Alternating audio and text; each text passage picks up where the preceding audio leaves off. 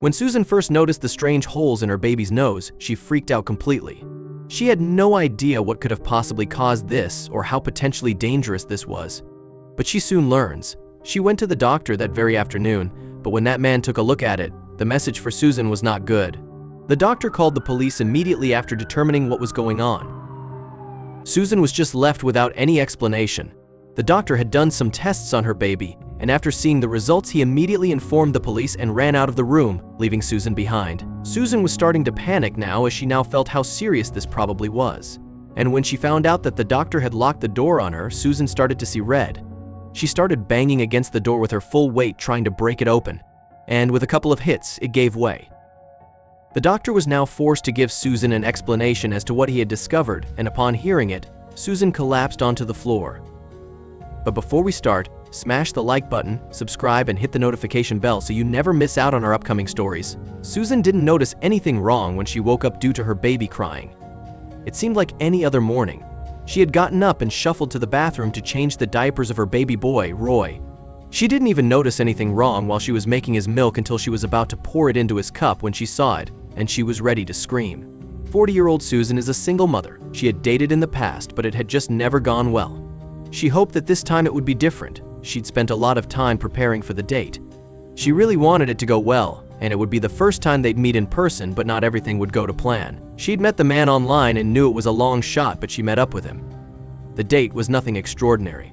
He really didn't seem that interested in her baby, whom Susan got from a past relationship.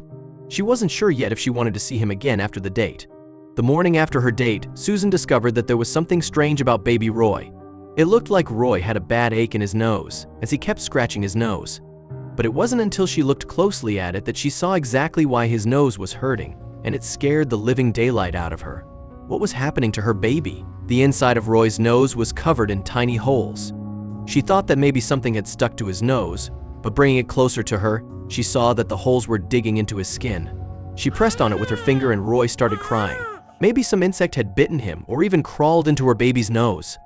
Maybe it had latched onto his nose in the night. But she'd never seen a bug do anything like this. Susan searched online and came to the conclusion that no bug had done this.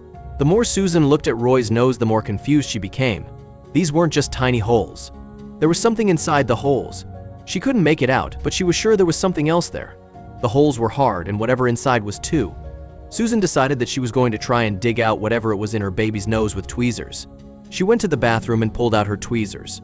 But before she could dig into his nose, she hesitated. She didn't really have any idea what she was dealing with. Doing this could make it even worse, but she still had to do something. Susan didn't like doctors. She preferred to take care of things by herself.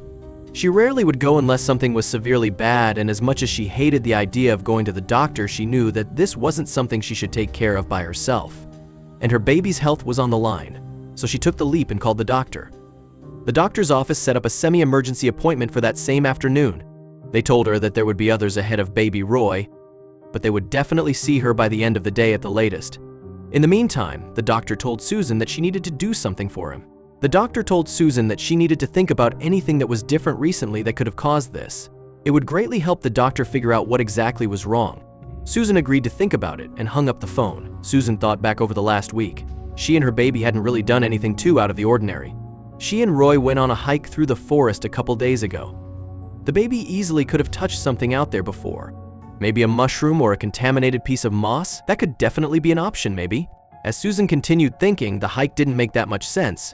Surely other people had gone hiking on that same trail. It was a popular route. She wouldn't be the first person to be experiencing this. There'd have to be other signs. She decided to rule it out as an answer, but there had to be something else.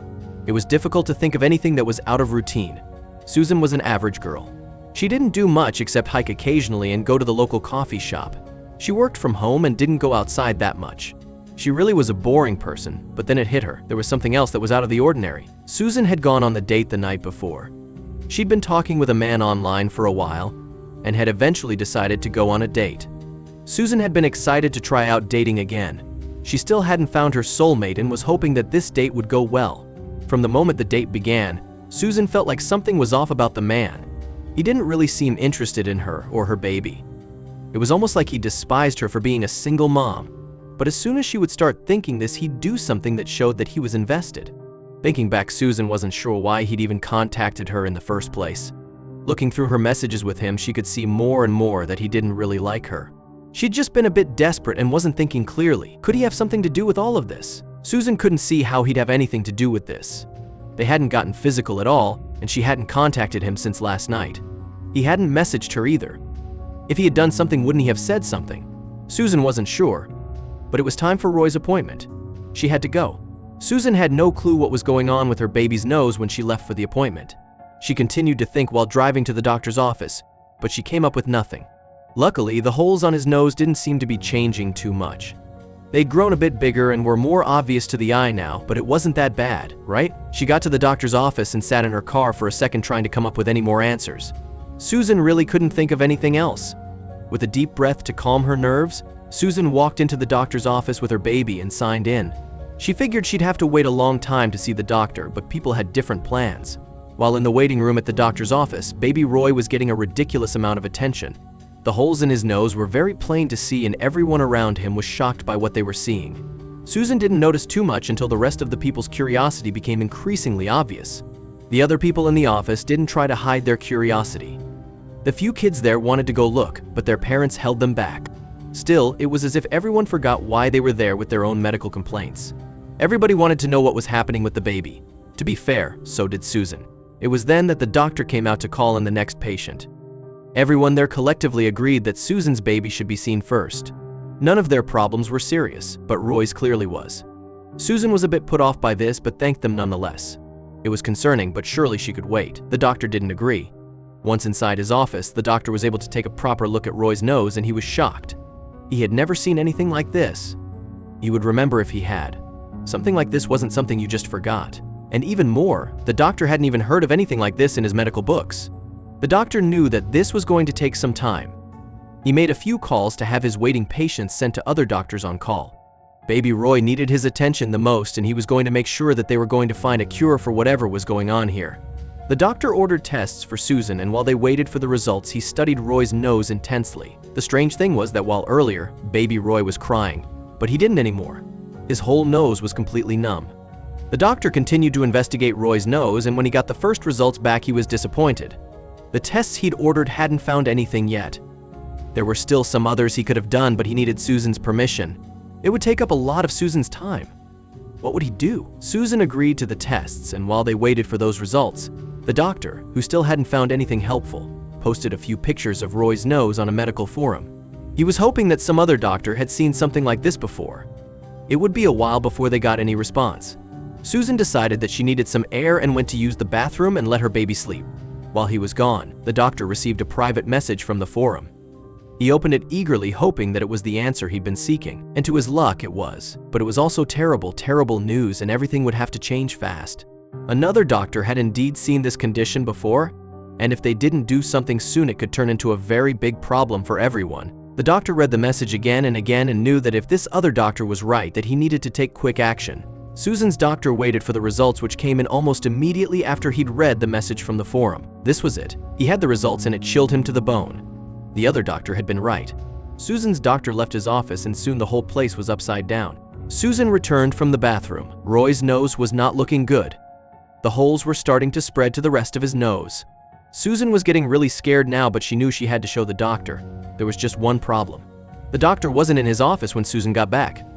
Susan was just deciding what to do when she heard something happening behind her. The door she'd just come through had been locked from the outside. She and her baby had been trapped in here. And to make things even worse, she could hear the doctor telling others that he had called the police. Susan begged for an explanation through the door, but no one was talking to her. All the nurses and doctors were frantically talking to each other, and nobody was answering her questions. All she was told was that she needed to stay calm until the police arrived. Nervous and scared, the staff's reaction to the baby's nose was really starting to worry her. What was so bad? Was he going to die? A million thoughts were running through her head. She tried to stay calm, but that was becoming impossible. Soon enough, those fears were turned into anger. With no other idea, Susan began to kick at the door. She was desperate to get out. The doctors on the other side were yelling at her to stop, but Susan couldn't hear them over her own banging. After a few kicks, the door lock broke and the door swung wide open. The people on the other side started screaming, and Susan's doctor stood back. It hadn't been easy to kick the door open, but she needed answers and someone had to tell her what was going on right now. Susan's doctor ordered everyone else to get away and told Susan to stay back. She shouldn't get close to anyone right now. The fear on her doctor's face told Susan everything she needed to know about her and her baby's fate, but Susan was determined. She told them that she wouldn't stay back unless they gave her answers. Before her doctor could speak, 3 armed officers came into the building and spotted Susan. The doctor pointed at Susan and started screaming, "It's them." All 3 officers took out their pistols and aimed them carefully at Susan, who was feeling faint now. Susan quickly threw her hands up into the air as the police turned their attention to her. She almost had tears in her eyes and she begged them all to just tell her what was going on. Seeing that the holes on the baby's nose thumb had taken up almost half of her nose now, the police told her to stay back. One of the officers calmly explained to Susan that they would tell her everything, but she and her baby needed to be isolated immediately. Susan agreed to the terms but firmly told them that she wouldn't hesitate to break open another door to get answers. Susan went back into the doctor's office and the door was closed after her. Susan could see the staff coming in with heavy cleaning materials, and they started cleaning everything: the floors, the walls, the door, you name it. Finally, the doctor came to the door to tell Susan what was going on. Her doctor firstly apologized for not telling Susan what was happening. He'd been scared. It wasn't every day that a person with an awful flesh-eating virus came in, and he had to follow procedures that he'd never had to do before. He discussed with Susan what she'd been doing the day before.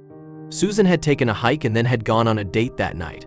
Luckily for Susan, the bad date hadn't been the cause of all of this. Instead, it was more likely that the baby touched some infected plant while out on their hike. Susan wasn't sure what to tell them.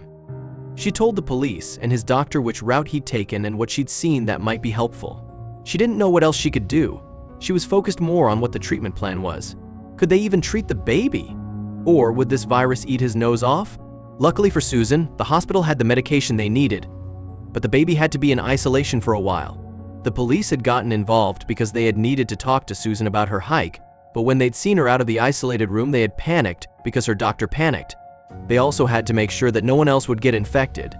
Susan and Roy were transported safely to a better hospital where she and Roy could be in isolation and get treatment for the virus eating his nose away. Fortunately, the medication paused the virus from spreading, and within a few days, it started reversing the problem. But what about the plant? The officers had kept everyone off of the trail and after some heavy searching had found a plant that wasn't native to the area. It was tested and found to be the cause of Susan's problem. It was uprooted and disposed of. There haven't been any cases since, and within a month Susan was completely better and ready to go on dates again. Thank you so much for watching. If you enjoyed this story, don't forget to hit that like button, subscribe, and ring the notification bell so you never miss another unbelievable tale like this one.